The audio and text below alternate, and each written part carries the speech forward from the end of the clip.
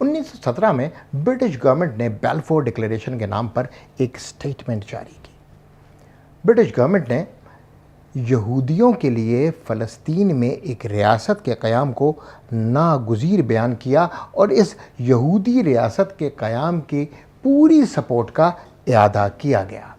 ये डिक्लेरेशन उस ख़त का हिस्सा थी जो कि ग्रेट ब्रिटेन की सह्यूनी फेडरेशन को लॉर्ड रॉथस्चाइल्ड की तरफ से लिखा गया था।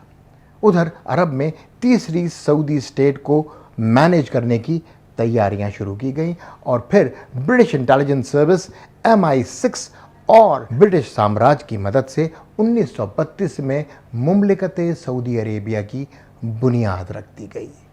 यहाँ ये बात काबिल ज़िक्र है कि इस दफ़ा आले सऊद को नजद के अलावा हिजाज भी सुपर्द किया गया, सल्तनत उस्मानिया को तहस नहस कर दिया गया और यूं करोड़ों मुसलमानों की किस्मत अब ब्रिटिश साम्राज्य के हाथ में थी।